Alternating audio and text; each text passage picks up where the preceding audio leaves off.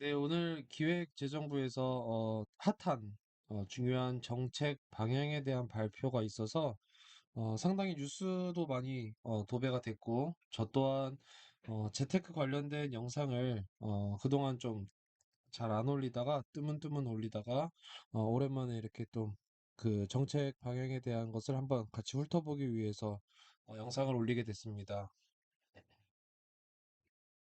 요즘 금리 인상 관련한 뉴스가 계속 나오면서 금리가 인상이 되면서 주가가 선반영하면서 미리부터 그 하락을 했고 작년 10월부터 여러 가지 그 투자 관련된 시장이 꺾이기 시작했습니다. 그리고 부동산은 최근에 올 초부터 조금씩 꺾이기 시작해서 뭐 급락이 나온다, 반토막 난다 하는 자극적인 기사들로 도배가 되고 있는데 물론 제 생각은 조금 다르기는 한데, 다른 부분도 있지만,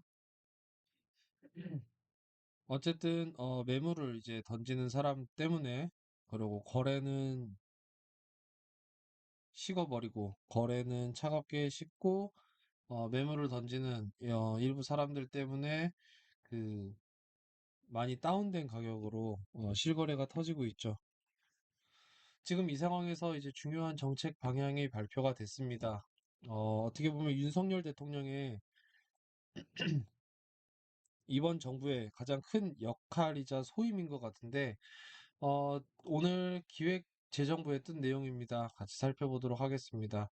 물론 이 부분은 경제 정책 방향 발표이지, 어, 기정사실화되거나, 어, 결정이 된 사항은 아니라는 것을 주의하셔서 살펴보셔야 될 것 같습니다.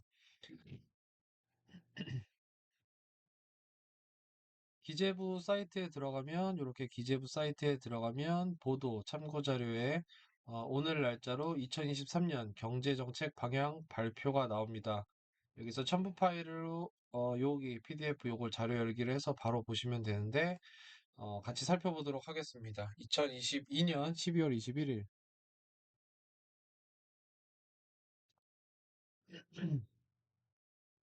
여기서 이제 그 2022년 경제정책 방향 요 부분에서 부동산 관련된 내용이 어, 나옵니다.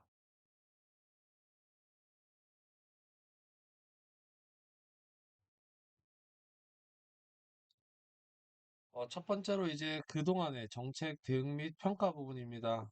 당면한 복합 위기 대응과 민간 중심 경제 운용 기조 전환을 추진한다. 고물가, 고금리, 고환율의 복합 경제 위기에 선제적으로 그리고 적극적으로 대응을 하겠다 하면서 이제 어려운 환경 속에서 경제를 좀 관리를 하고 체질 개선에 가속화를 하겠다 뭐 이렇게 나와 있습니다. 예, 정부가 바라보는 향후 경제 여건 점검에서는 경기 여건은 대외적으로 급격한 통화 긴축, 어, 풀린 돈을 회수하고 있죠. 회수하기 위해서 금리를 올리면서 지금까지 그 코로나 이후에 그 풀린 유동성을 조금씩 조금씩 빨아들이고 있습니다. 그러면서 주요국의 경기 위축 본격화, 대내적으로는 대외 여건이 약화되고 금리 인상이 영향을 미치면서 경기 회복세에 제약을 주고 있다라고 보고 있습니다. 금융과 부동산 시장에는 이제 불확실성이 이어지는 가운데 부동산 경기 위축도 우려를 하고 있습니다. 세 번째로는 민생 여건에서는 이제 물가가 오름세 둔화가 예상되나 원자재 가격 등 불확실성이 상존을 한다 이렇게 돼 있습니다. 지금 유류대가 한동안 굉장히 많이 올랐었습니다. 가스 가격도 굉장히 많이 올랐었는데 지금 그러면서 이제 그 유류세 인하를 하면서 한시적으로 유가를 좀 다운 시켰습니다. 물론 뭐 미국이나 제반 그 글로벌 움직임도 당연히 있었는데 근데 차트를 보면 이제 유가가 계속 하방은 아니고, 결국은, 한동안 좀 더 상승을 하면서, 좀 더 작년에 비해서 높은 가격에서 이제 그 어느 정도 횡보를 할 가능성을 보이고 있습니다. 물가 역시 인플레이션 얘기가 나오고, 오름세가 굉장히 가팔랐는데 일단은 그거에 따른 이제 그 오름세는 이때 둔화가 예상된다라고 정부가 보고 있습니다. 그렇지만 불확실성이 상존하고 있다 하면서 좀 애매한 표현을 했습니다. 고용은 금년에 이례적으로 호조에 따른 기저 영향 등 향후 증가세에 제약이 있을 것이다 라고 보고 있습니다.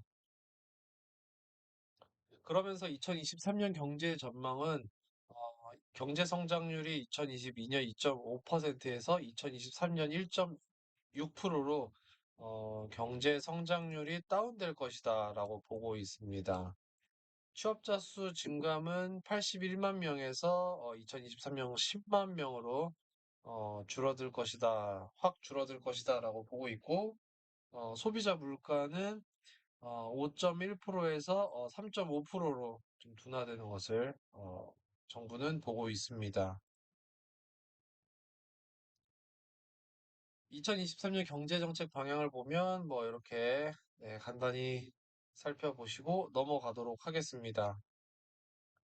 거시경제 안정 관리에서 거시정책, 조합, 당분간 물가 안정에 중점을 두는 가운데 리스크, 경기 등 거시경제 상황을 종합 고려해서 정책 조합을 신축적으로 운영을 하겠다라고 해놨습니다. 선제적인 유동성 공급 및 안전판 확충 등으로 리스크 관리를 강화하겠다. 거시 당국간 정책 공조를 강화하고 위기 감지 대응력을 제고하겠다. 금융시장 안정을 위해서 적극적인 시장 안정 조치를 마련하고 시장 수급 여건을 개선하는 등 이렇게 안정을 도모하겠다라고 해놨습니다. 여기서부터 조금씩 살펴보도록 하겠습니다.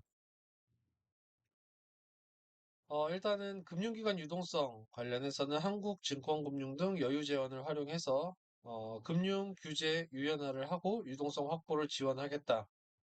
그리고 필요시 추가 규제 유연화를 검토하겠다. 증권사, 은행, 그리고 보험사 관련된 내용 한번 살펴보시고 넘어가도록 하겠습니다.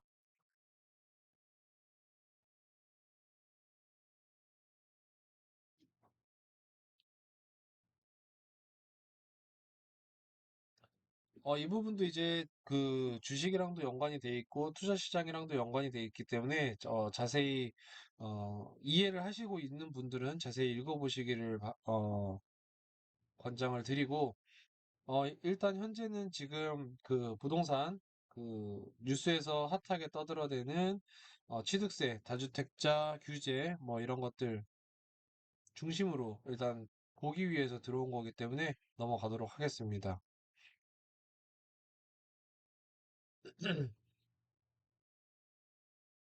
네, 여기서부터 조금씩 살펴보겠습니다. 서민 가계 부채 관리 및 재기 지원 강화, 부채 관리 상환 능력 기반 대출 관행 정착, 분할 상환 확대 유도 등 가계부채 안정적 관리와 건전성 제고 노력 지속, 총 대출 1억 초과시 적용되는 차주 단위 DSR 3단계 시행 등 이걸 계속 하겠다라고 일단은 발표했습니다. 사실 뒤에서 나오겠지만 지금 다주택자 이제 좀 그 대출이라든지 뭐 어떤 그런 부분도 좀 이제 풀어주는 방향으로 나가고 있는데 결국은 이 그 대출 건전성 제고를 위해서 시행된 DSR 요 규제를 좀 많이 완화하지 않으면 사실 대출 문제에 있어서는 크게 달라지는 게 없을 수 있습니다.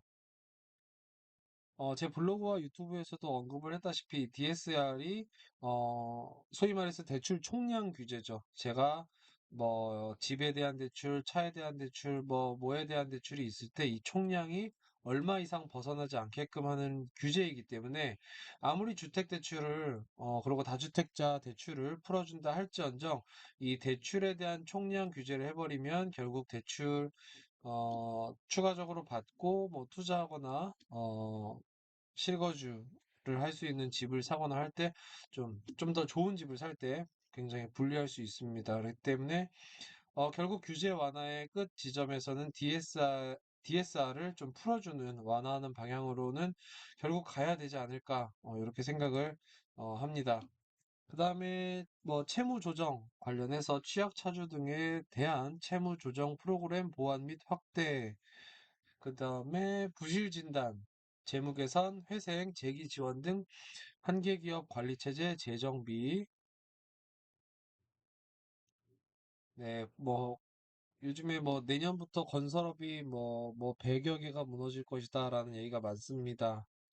아무래도 대부분 지역 중소 건설사 위주일 텐데, 그리고 또 뉴스는 아무래도 좀 자극적으로 쓰는 경향이 있는데, 실질적으로 금리가 올라가면서, 대출로 인해서 사업장, 공사 현장이 운영이 되는, 대출 규모가 큰 건설사가 아무래도 좀 지금 현재 타격이 좀 큰 것은 사실입니다. 특히나 자, 그 개발 사업이나 공사, 시공을 하기 위해서 금융을 끌어오는 일에서 또 막힌 경우가 많아서 좀 그런 부분에 있어서 좀 아무래도 부실 진단 그리고 정부 차원에서 기업 관리 부분에서도 좀 정비를 해야 될 필요는 있어 보입니다.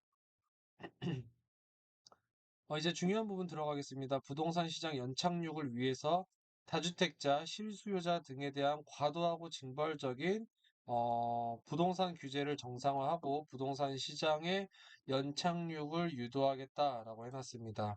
다주택자 규제 패러다임 전환을 통해서 거래 주체로서의 역할을 강화하겠다.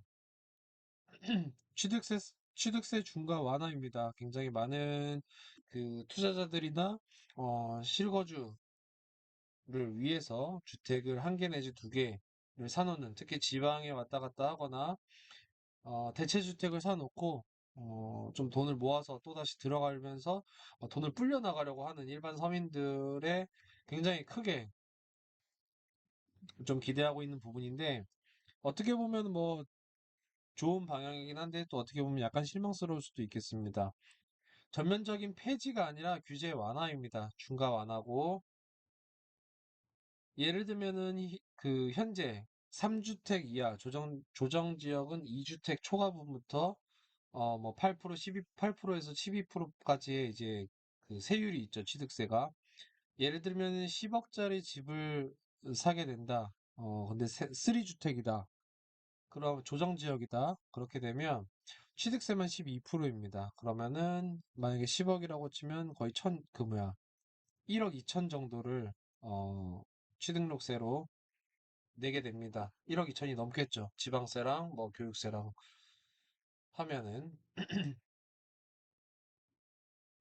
그래서 이걸 이제 개선하겠다는 부분입니다. 그리고 양도세 중과 배제 한시 유예 중인 2023년 5월, 내년 5월까지 양도세 중과를 한시 배제했습니다. 배제한 거를 연장해서 2024년 5월까지 하고 세제 개편안을 통해서 근본적인 개편안을 마련하겠다 해놨습니다. 지금 보면 세제 개편안이 2023년 7월입니다. 그러니까 양도세 중과 배제를 2024년까지 여유 있게 연장을 시켜놓고 그 전에 세제 개편안을 발표를 하면서 7월에 발표를 하면서 아예 양도세 자체를 개편안을 발표를 하겠다는 지금 플랜인 것 같습니다. 다음은 분양 및 주택 입주권 내용입니다. 단기 양도세율을 20년 이전 수준으로 이제 환원하겠다. 그래서 분양권을 1년 미만은 70%인데 개선시켜서 1년 미만은 45%, 1년 이상은 현행 60%인데 1년 이상자는 이제 폐지해버리는.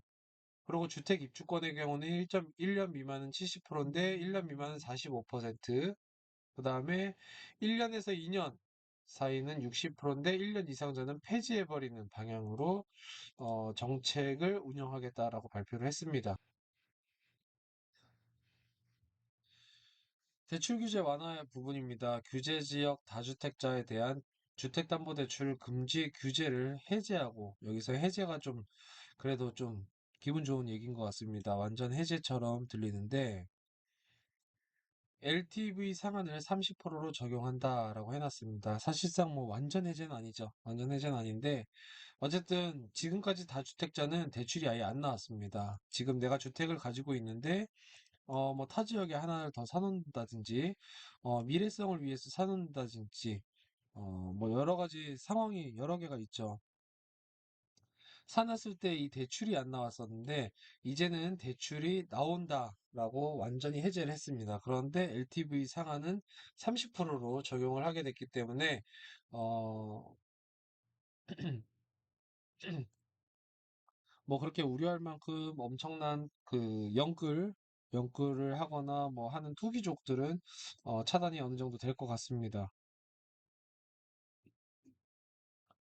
지금까지 다주택자를 주택담보대출을 전면적으로 아예 금지를 시켜버리면서 솔직히 말해서 선의의 피해자가 굉장히 많이 나왔고 뭐 제 주변에서도 뭐 집의 여건이 좀 좋지 않은데 당장 이동을 할 수가 없는 상황이거나 좀 지역 이동을 좀 바라고 있어서 좀 미리 사놓고 싶어 하거나 이런 사람들이 주택이 하나 있다 그래서 오도 가도 못하는 경우를 굉장히 많이 봤습니다. 특히나 거래가 잠기다 보니까 어쩔 수 없이 팔고 가든지 뭐 하려고 해도 매물이 나가질 않아서 발이 묶이는 경우가 많았는데 아무래도 그 대출이 좀 그 해제가 되면 어느 정도는 조금 숨통은 트이지 않을까. 그렇지만 LTV 상한이 30%이기 때문에 대출이 막 그 무한정 나오지는 않기 때문에 무분별하게 대출을 끌어다가 주택 구매를 하는 그런 통계치에서도 굉장히 소수의 미꾸라지 같은 그런 투기자들은 상당히 막을 수 있을 것 같습니다. 굉장히 개인적으로도 주택담보대출 다주택자에 대한 것을 규제를 해제해야 된다고 생각하고 LTV 상한도 그렇고 어차피 DSR도 있기 때문에 DSR 제도도 있기 때문에 좀 더 완화를 해야 되지 않을까 이렇게 생각을 합니다. 실수요자에 대한 규제 개선 및 서민 주거 부담 완화를 추진하겠다. 주택시장 상황을 종합적으로 감안해서 규제 지역을 연초에 추가 해제하고 규제 지역을 연초에 추가 해제한다고 합니다. 뭐 아무래도 서울은 제일 마지막일 테고 아무래도 서울에서 가까운 경기권이 좀 될 가능성이 높겠죠. 민간 택지 분양가 상한제 적용 지역도 합리적으로 조정을 하겠다. 과도한 실거주 및 전매 제한 규제를 어, 5년 이전의 합리적인 수준으로 되돌리겠다라고 해놨습니다. 실거주 여건도 굉장히 지금 촘촘해졌죠. 그래가지고 진짜 발목 끼는 경우가 많았는데 이 부분도 5년 전 수준으로 되돌리겠다라고 해놨습니다. 이 5년 전이라는 게 딱 문재인 정권 딱 이전 수준입니다. 결국은 지금 윤석열 정부의 가장 큰 핵심 과제는 문재인 정부가 막아놨던 시장의 순기능을 억지로 막아놨던 시장의 순기능을 되돌려서 시장이 자체적으로 어쨌든지 간에 돌아갈 수 있게 뚫어주는 역할만 해도 윤석열 대통령의 소임은 거의 90% 이상 다 했다라고 볼 수 있습니다. 생활 안정 및 임차 보증금 반환 목적 주담대 규제를 완화하고 주택 구입 시와 동일하게 LTV 규제를 적용을 하겠다. 9억 초과 주택 임차 보증금 반환 주담대 전입 의무 폐지. 그다음에 생활안정자금 목적 주택담보대출 한도 2억 폐지. 그다음에 15억 초과 아파트 임차보증금 반환 주담대 한도 폐지. 요거 굉장히 좀 중요한 것 같습니다. 규제지역 무주택자 LTV의 경우에는 시장 및 가계부채 여건을 보아가면서 상향하는 방향을 추진을 하고 공시가격과 관련한 국민 부담을 추가 완화, 산출 과정에서 근본적인 투명성 제고 방안을 추진을 하겠다. 주택 공시가격을 하락 효과를 반영을 해서 2023년 1주택자 재산세 공정시장가액 비율을 45%보다 현행보다 낮은 수준으로 그 인하를 하겠다라고 했습니다.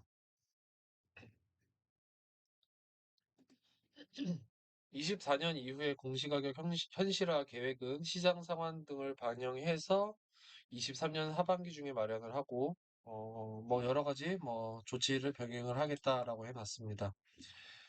안심 전환 대출과 적격 대출을 기존 보금자리론에 통합한 특례 보금자리론의 확정 후에 2023년 1, 4분기 중에 시행을 하겠다라고 해놨습니다. 네, 지금 배터리가 굉장히 없다 그래가지고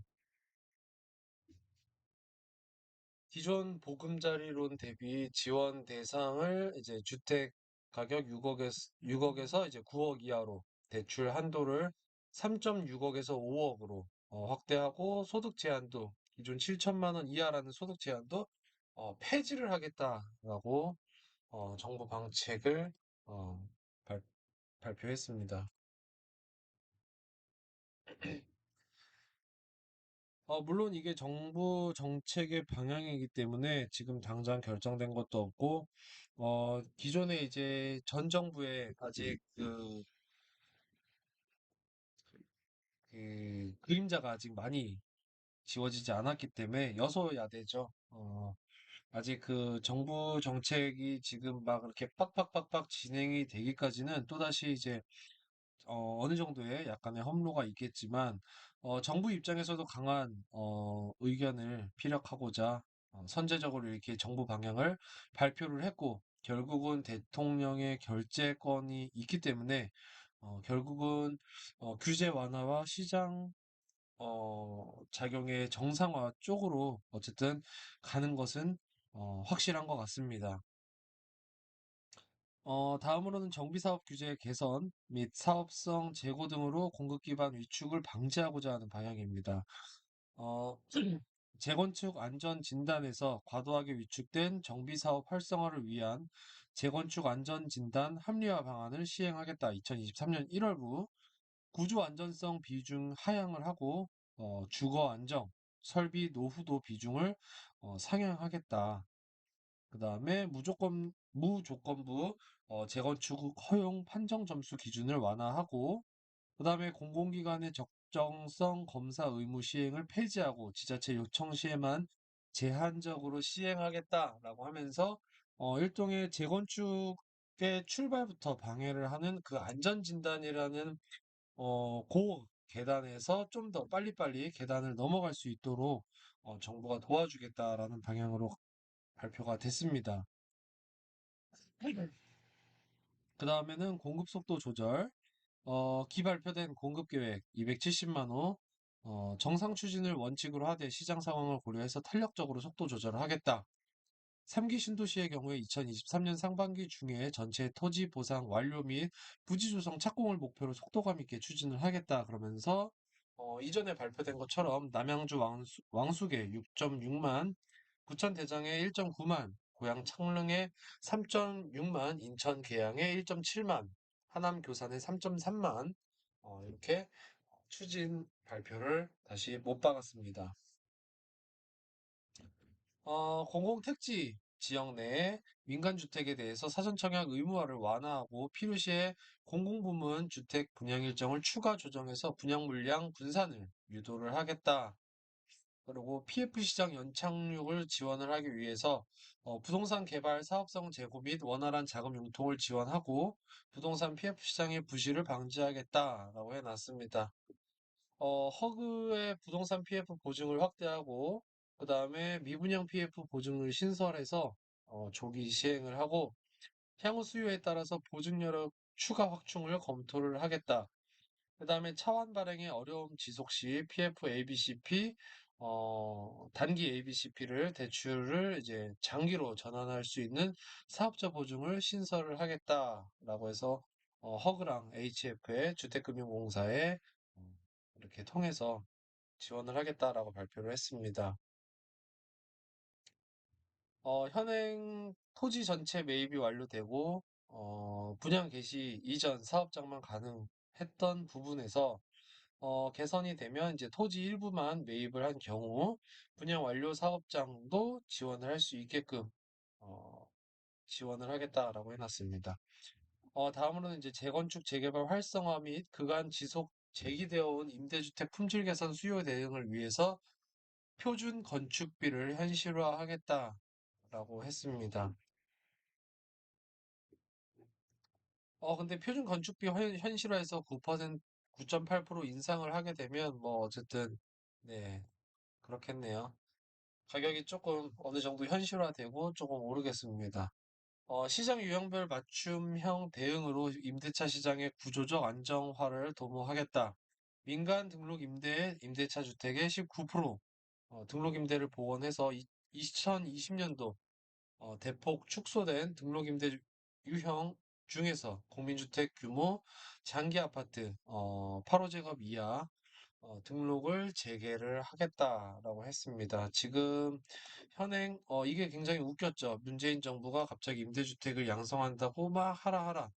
김현미 전 국토부 장관까지 끌어들여서 광고 홍보하고 한 몇 달 만에 갑자기 확 돌리면서 사실상 이제 닭장으로 가둬놓고 패는 뭐 그런 형태였죠. 그러고 나서 하나둘씩 그 임대주택 인센티브를 없애고 이제 향후에는 더 이상 등록할 수 없게끔 폐지시켜버리는 이런 방향으로 했었는데 일단은 이 장기에서 요 부분 개선을 하면서 이제 복원한다라고 개선안이 발표가 됐고 향후 이 부분은 어떻게 될지 미지수입니다. 미지수인데 결국은 어느 정도 일정 부분 완화가 되면서 등록 재개가 되지 않을까 생각이 됩니다.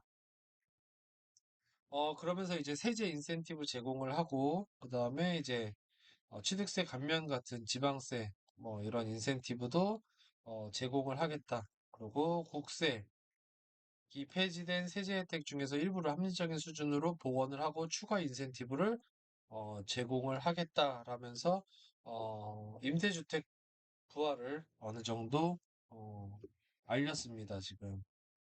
그 다음에 이제 대출 규제 완화를 하면서 등록 임대 사업자에 대해서는 규제 지역 내 LTV 상한을 일반 다주택자보다 확대 추진하겠다.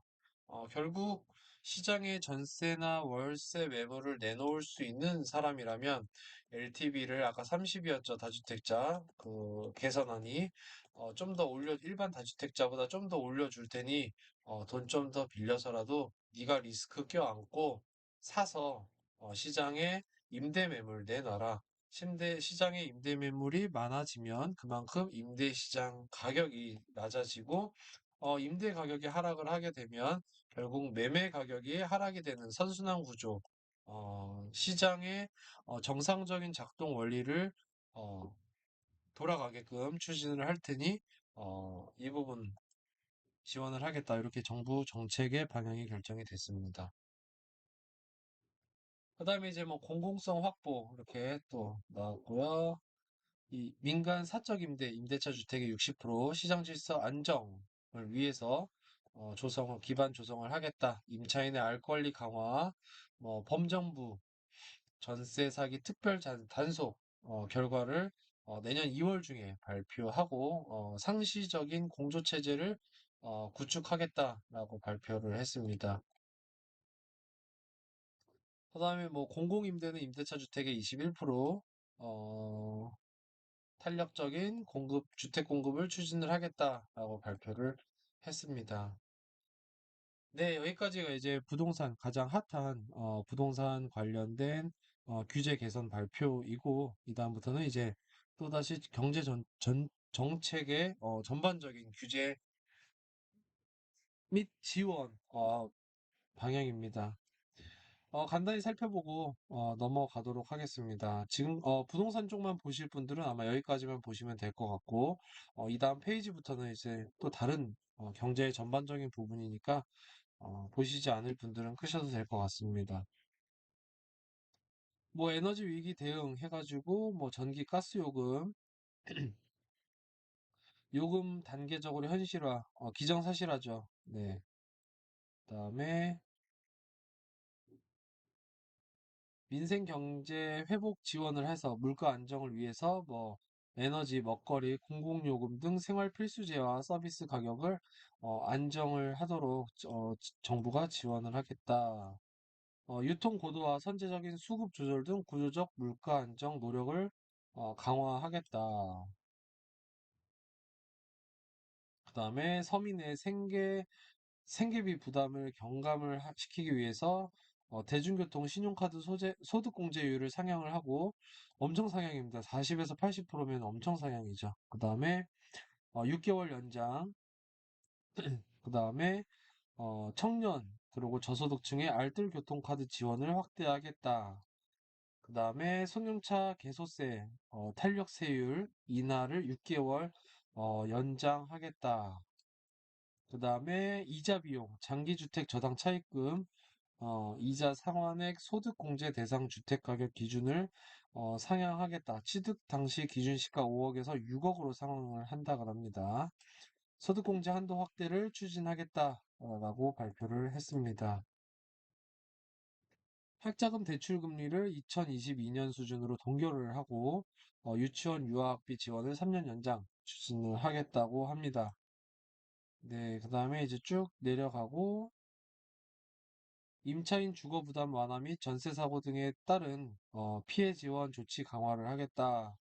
월세세 공제 대상 주택 기준을 상향하고 4억으로 추가 대출금리 상승 위험을 완화할 수 있는 고정금리 전세자금 대출 상품을 확대를 유도하겠다라고 했습니다. 특히 요즘에 뉴스에 많이 또 핫했죠. 빌라왕 사건, 화곡동, 뭐 저기 인천, 그 위치올구 뭐 이런 쪽에 빌라를 뭐 천 몇 개까지 샀다 그러더라고요. 서울에는 뭐 구로구와 뭐 여기 그 뭐 일대 해가지고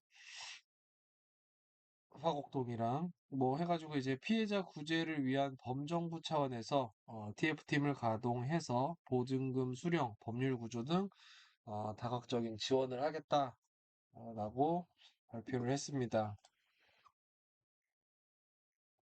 네, 요 다음부터는 이제 한번 쭉 읽어보시면 될 것 같습니다. 제가 천천히 조용히 넘겨볼 테니 한번 궁금한 게 있으신 분들은 잠깐 멈추시고 보거나 아니면은 그 기획재정부 사이트에서 그 2023년 경제정책 방향 발표 보도문으로 읽어보시기 바랍니다. 이것도 꽤 핫했죠. 내년부터 어떻게 될지 모르겠는데 대체공휴일 지정 확대를 추진하는 거, 요것도 이제 한 다음에 이제 내년부터인데 그 석가탄신일이랑 성탄절, 크리스마스 이때를 이제 대체공휴일 지정을 확대를 추가한다. 이런 부분입니다.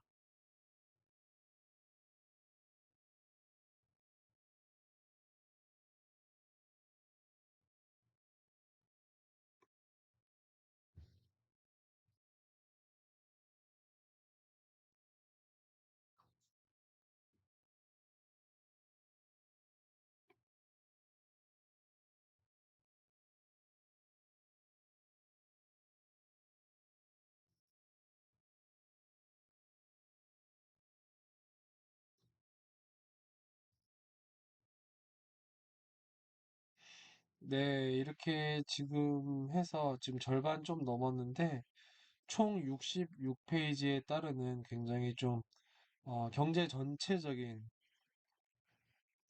방향에 대한 발표이기 때문에 연말에 이제 내년을 앞두고 사실상 이제 기업에서는 이제 그 내년도 사업 계획, 뭐 예산 계획 이런 걸 짜지 않습니까?